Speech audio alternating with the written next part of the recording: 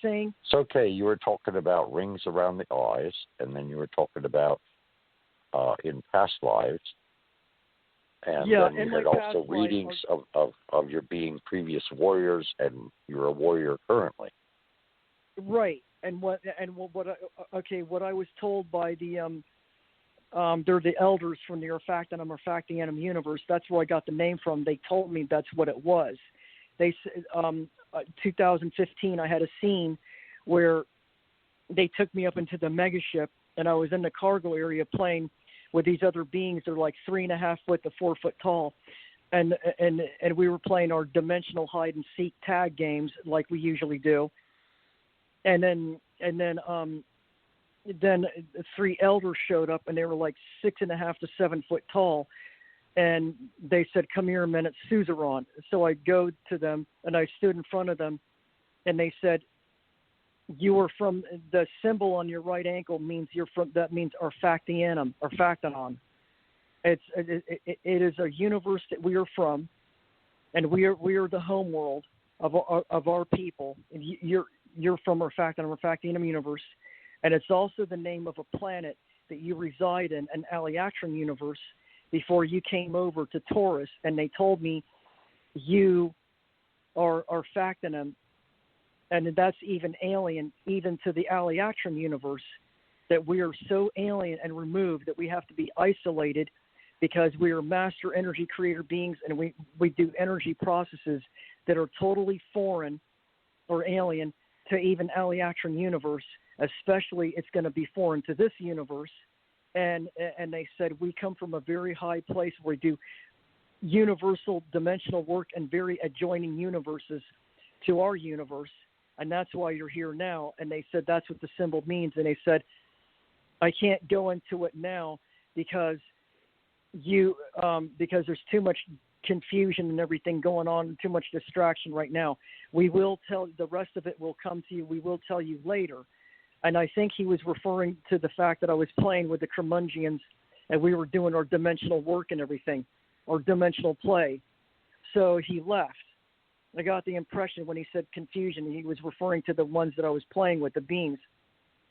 Then back like 2 or 3 years, was it 2019 or something, I was going on YouTube and I looked up, and it was a spiritual symbol website that was advertising on YouTube, and I went on it, just on a whim. And they said, "Which of the 4 symbols do you identify with?" And the closest one that identified the one on my ankle, I selected, and the definition is warrior. And I go, "Oh, that's the 3rd or 4th one that's told me I'm a warrior. Great."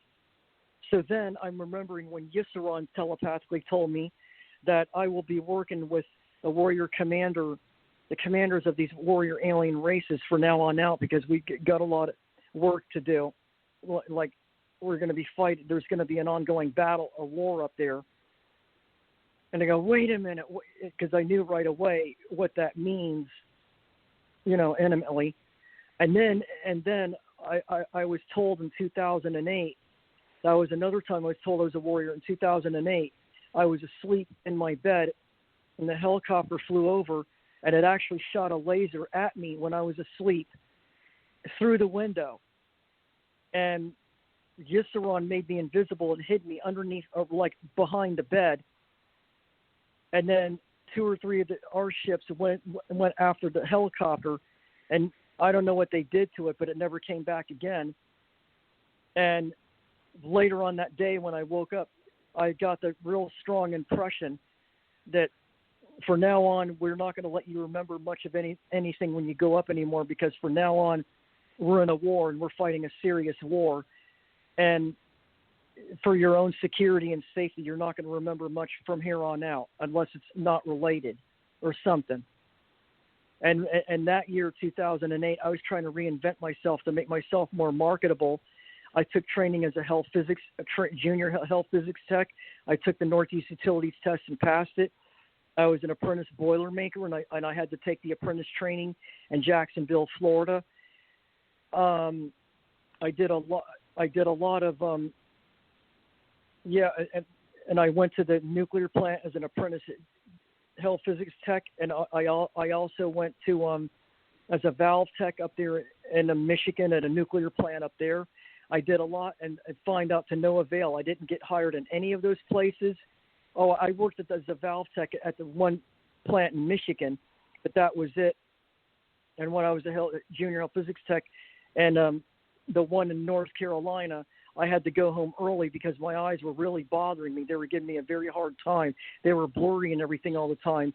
And I had to go home. And then the apprentice Boilermaker tech, I decided not to become a Boilermaker because they're very violent. They're very vicious. They beat up on people.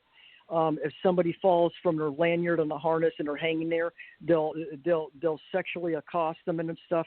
So I said, I'm not dealing with this because it'll be my luck. I'll get killed or I'll get in trouble.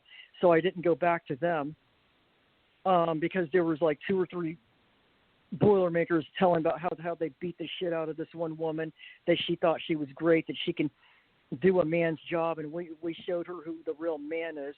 By when she was hanging there on the harness, they attacked her, and I said, "Forget that." And I decided not to go there because I almost got in a fight with the job steward at another nuclear plant, and he said, "This is wuss. This is baby stuff. Until you do the real work in the phosphate mines and stuff, you're not a real Boilermaker." And he was just a very bully, abrasive, antagonistic. And he was ahead of the Boilermaker crew at the one nuclear plant. And he was really vicious. So I never went back. So I ended up not doing much of anything that year, even though I tried to reinvent myself. And I got all the certifications. And then back in 2010, I was at the apprenticeship program for a utility down there at the local college. I made straight A's, the dean's list, and everything like that. But during the internship phase of it, I was going north on US 1, looking for a business address, and it was a cloudy, hazy day out, drizzly, and it was a solid gray cloud cover, and a laser came out at a 45-degree angle out of the clouds, and it hit my car between the trunk and the gas cap, and after that I had transmission problems for the rest of the time. And then back in 2013, I was in the right-hand turn-only lane in the same area, and I went from going 10 miles an hour within 3 seconds to going to like 45 miles an hour inside of the back of another car, and the other car wasn't even there before that happened. So I think they hit me with a laser or something, blacked me out. Now, I was talking to some other person, and I don't know, I don't think it was TJ, I'm not sure who it was, but they said the same thing happened to them 3 different times when they were going an off-ramp off of the an expressway, and 3 different times they were blacked out by something that hit them from the sky, and they would wake up in almost an accident, but they would swerve off the road into the embankment so that they wouldn't get into an accident. So I was attacked several times. They attempted my life 7 times, and I had to come back down here to my childhood home, and they don't want me to leave. I get the impression they don't want me to leave my childhood home because I'm safer here. So this has been an ongoing fight, and I wake up with injuries. Not last summer, but the summer before that, both of my knees were hurting so bad I could hardly walk. And I went to the UFO meetup group that time, and the one woman there who's from Argentina recognized me as being a pure alien. And I go, "How do you know?" And she goes, "I can just tell. I just know."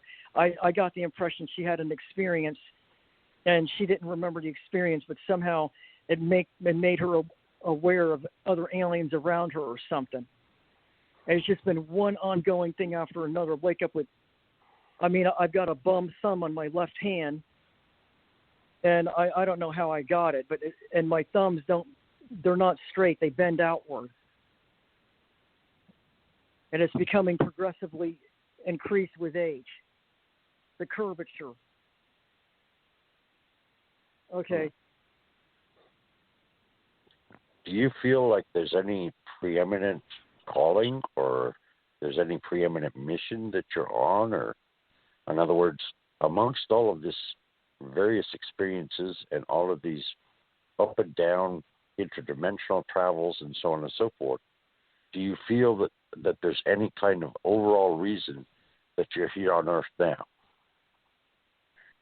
We were commissioned to come in from the they call it the Council of One, which are the other lesser known alien races that form their own council, and they oversee the universal dimensional permutations and stability in cosmic systems of this universe. They oversee the actual creation itself.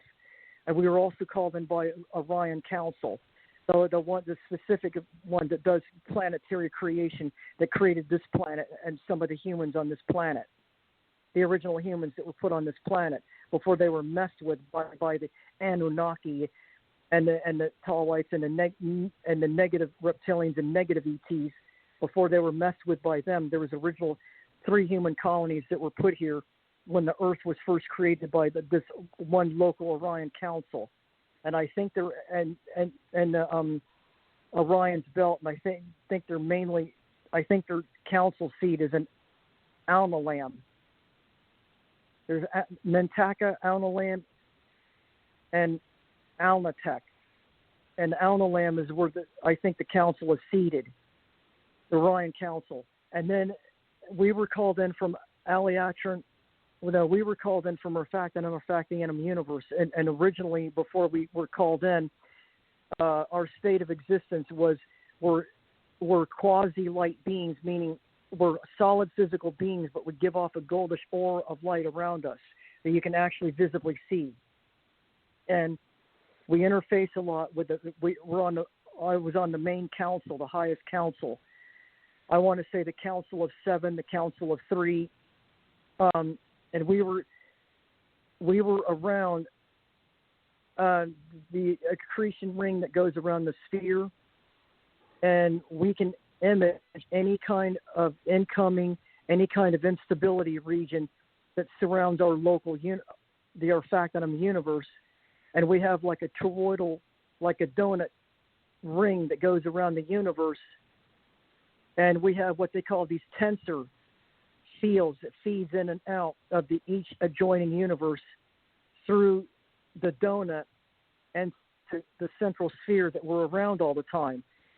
And we will image it like 3 times a day. We will circle, we will convene, and we will put our hands on the ring, and we will observe what imagery is coming up.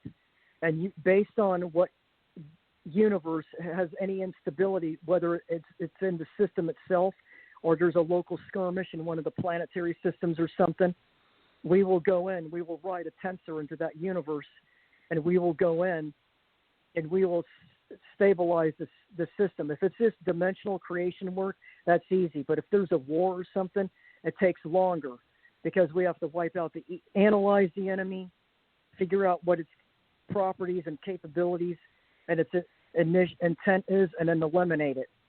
And then we're not done there. We have to teach the local planet how to fend for themselves. That we have to let their progenitors come in and teach them about their identity. We have to teach self-preservation and defense and defense systems and stuff. And then we can supervise them while then we leave. And then we go to other tensors. But we were called into this universe by 2 councils. One of them wanted us to end the Lyran Wars, which we did. We were involved in the Zeta Reticuli Wars, and we ended that. And that's where Zeta Reticuli, Jedua, and were liberated. And we ended those wars, and now we're fighting the war here because this is a very hot piece of real estate because this area is super critical. And that's why we were called in. We're a very small elite force. We're like SEAL Team 6. A lot of other races are here. They're in larger numbers. We're very small, but we're extremely powerful and our energy-wielding abilities. When they say Star Wars, the Force be with you, we're the Force. And we were called in to eliminate the evil out of total, complete existence, reverting it back to a pure form of energy. We had to sequester them all into the sector. We've already been